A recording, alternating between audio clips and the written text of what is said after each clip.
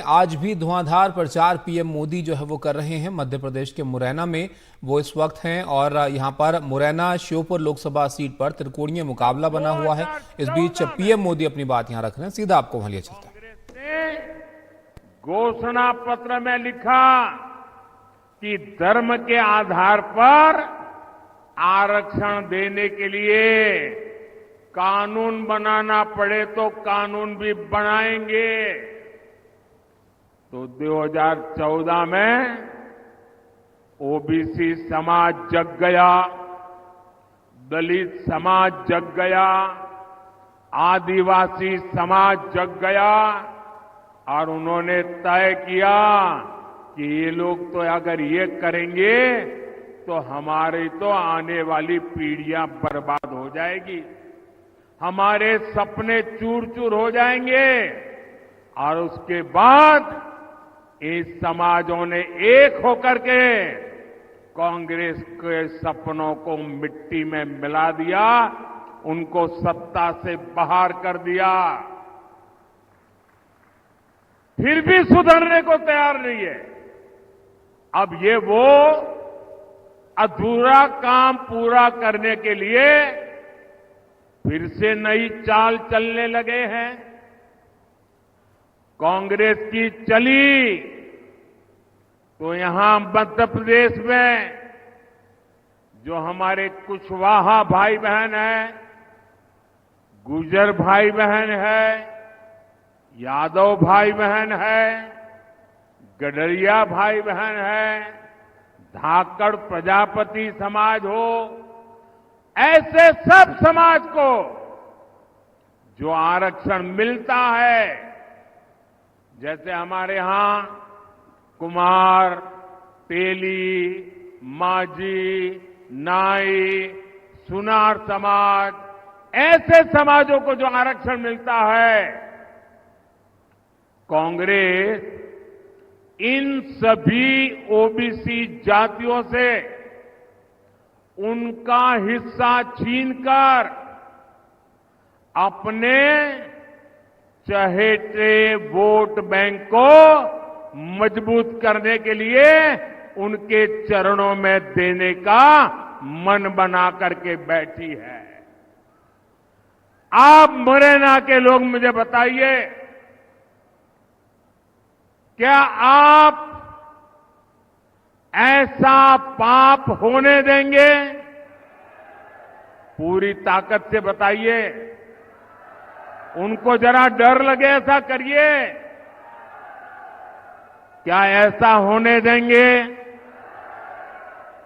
ये ओबीसी का हक छीनने वालों को पूरी तरह साफ कर देंगे, चुन चुन करके साफ कर देंगे, हर पोलिंग बूथ में साफ कर देंगे। साथियों, भाजपा सबका साथ, सबका विकास के मंत्र पर चलने वाली पार्टी है। भाजपा सरकार अगर जरूरतमंदों को कोविड के समय अगर राशन की जरूरत है तो कोई भेदभाव नहीं, न जाति का भेदभाव, न धर्म का भेदभाव, जरूरतमंद 80 करोड़ लोगों को मुफ्त राशन देता रहा। क्या कभी आपने कोई शिकायत सुनी है? आपने कभी सुना है कि हमारे गांव में वो मुसलमान भाई है इसलिए उसको मिलता नहीं है? कभी सुना है? भाइयों बहनों, भाजपा सरकार ने 4 करोड़ गरीबों को पक्के मकान दिए। ये घर बिना भेदभाव हर धर्म के लोगों को मिले हैं। क्या किसी गांव में ने कोई शिकायत सुनी है कि भाई धर्म के आधार पर मुझे मकान नहीं मिला? ऐसा सुना है क्या? यहां भाजपा सरकार है कि नहीं है? दिल्ली में भाजपा सरकार है कि नहीं है? कोई भेदभाव की खबर सुनी है क्या? भाजपा सरकार ने 11 करोड़ घरों तक पीने का पानी का कनेक्शन पहुंचाया है। कोई जातिवाद नहीं होने दिया, कोई धर्म के नाम पर भेदभाव नहीं होने दिया, क्योंकि सबका साथ सबका विकास ये हमारा मंत्र है। हर धर्म, हर समाज को ये लाभ समान रूप से मिलना चाहिए। समान रूप से मिलना चाहिए कि नहीं मिलना चाहिए? अगर सबको समान रूप से मिलता है तो आपकी कोई शिकायत होती है क्या? लेकिन अगर कांग्रेस आती है तो ये सारी सुविधाएं दलितों, पिछड़ों, आदिवासियों और सामान्य वर्ग के गरीबों को नहीं मिलती। कांग्रेस की चले तो गरीब कल्याण की योजनाओं का लाभ भी धर्म के आधार पर देती, क्योंकि कांग्रेस तो डंके की चोट पर यही कहती है कि देश के संसाधनों पर पहला हक मुसलमानों का है। मोदी कहता है देश के संसाधनों पर पहला हक इस देश के गरीबों का है, इस देश के पिछड़ों का है, इस देश के आदिवासियों का है। साथियों, कांग्रेस एक के बाद एक ऐसी घोषणाएं कर रही है जो देश को भी कमजोर करेगी और आपके परिवार को भी कमजोर करोगी।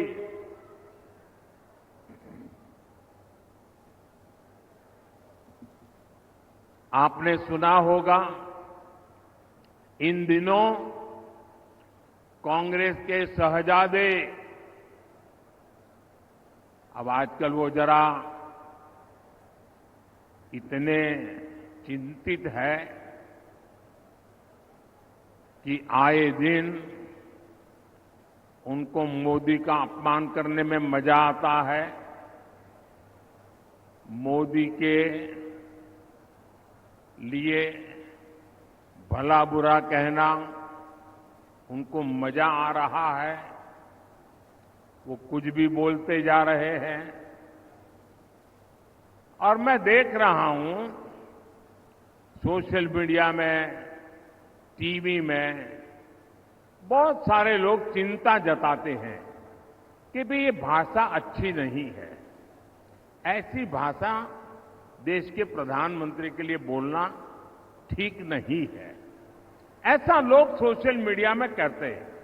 कुछ लोग बहुत दुखी हो जाते हैं कि मोदी जी को ऐसा क्यों बोला, देश के प्रधानमंत्री के लिए ऐसी भाषा का क्यों प्रयोग किया, देश के प्रधानमंत्री को कभी कोई ऐसा बोलता है क्या? मेरी सबसे विनती है कि कृपा करके आप दुखी मत होइए, आप गुस्सा मत कीजिए। आपको पता है वे नामदार है, हम तो कामदार हैं। और नामदार तो कामदार को सदियों से ऐसे ही गाली गलौज करते आए हुए हैं, ऐसे ही ठोकर मारते आए हुए। तो भाई मैं तो आप में से आता हूं, गरीबी से निकला हूं। अगर 5-50 गालियां पड़ जाएगी तो पड़ जाएगी, आप गुस्सा मत कीजिए। मैं सबको कहता हूं, आप लोग नाराजगी मत व्यक्त कीजिए। वो इतने निराश है कि अभी आगे आगे तो और बहुत कुछ बोलेंगे, आप अपना समय खराब मत कीजिए। तो ये मेरी सोशल मीडिया में जो लोग बहुत नाराजगी से कुछ न कुछ कहते रहते हैं, टीवी मीडिया वाले भी कहते हैं, मेरी करबद्ध प्रार्थना है भाई, इन नामदारों को कुछ मत कहो। हम कामदार सहन करने के लिए पैदा हुए हैं। हम सहन करेंगे, सहन भी करेंगे और मां भारती की सेवा भी करेंगे। हम जरा भी पीछे नहीं हटेंगे दोस्तों, जरा भी रुकेंगे नहीं। ये मैं देशवासियों को विश्वास दिलाता हूं। आजकल इस शाही परिवार के शहजादे पूरे देश में बढ़ चढ़कर के कह रहे हैं, अब आपकी संपत्ति का एक्सरे होगा, एक्सरे। और आपकी अलमारी में क्या पड़ा है, किसी माता बहन ने कुछ बचत अनाज के डिब्बे में अगर दबा करके रखी है, एक्सरे करके खोजा जाएगा। लॉकर में क्या पड़ा है, एक्सरे करके खोजा जाएगा।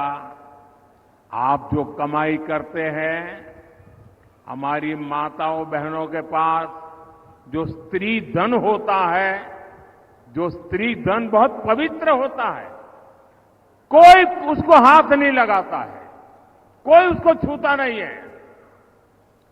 मंगलसूत्र हो, छोटा मोटा सोना चांदी का गहना हो, इसे पवित्र माना जाता है।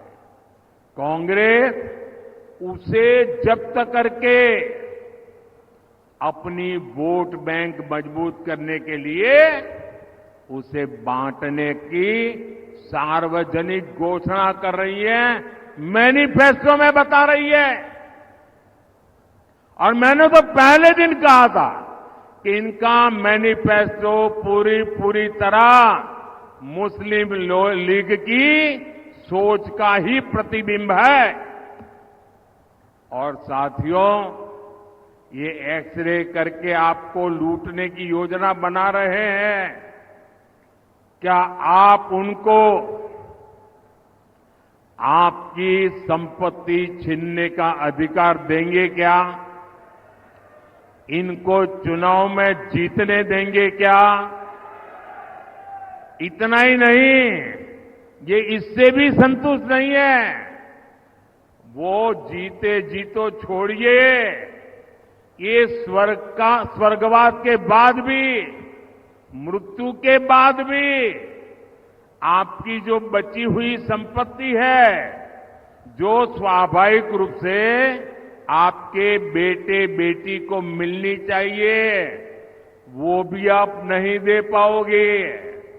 आपने कितनी ही मेहनत करके बच्चों के लिए इकट्ठा किया होगा। कांग्रेस वाले कहते हैं कि उनकी सरकार आएगी तो वो भी डुब्बे में से गुल कर दिया जाए। ऑफिशियली कहते हैं आपकी कमाई का आधे से ज्यादा कांग्रेस अगर सरकार में आती है तो ये सरकार छीन लेंगी। और इसलिए कांग्रेस आप पर इनहेरिटेंस टैक्स, आपकी विरासत पर टैक्स लगाना चाहती है। भाइयों और बहनों, इनहेरिटेंस टैक्स से जुड़े जो तथ्य अब निकलकर सामने आ रहे हैं, वो देश की आंखें खोलने वाले हैं। जरा ध्यान से सुना जाए, आप भी ध्यान से सुनिए और मेरे देश के दिग्गज पत्रकार भी जरा सुन ले, मीडिया वाले भी सुन ले, और उनकी जो इकोसिस्टम है ना, जो हर दिन मोदी के बाल की खाल उतारने में लगी हुई है, वो भी जरा सुन ले कान खोल करके। देश के साथ कैसा कैसा पाप हुआ है। मैं आज देश के सामने पहली बार एक दिलचस्प तथ्य आपके सामने रखना चाहता हूं। तो पीएम मोदी को आप देख रहे थे, मुरैना में आज वो मौजूद हैं और यहां पर एक बार फिर से कांग्रेस के मैनिफेस्टो को लेकर जो है उन्होंने निशाना साधा। इनहेरिटेंस टैक्स का जिक्र करते हुए कांग्रेस के मैनिफेस्टो की बात करते हुए उन्होंने यहां पर फिर से कांग्रेस को घेरा है मुरैना में।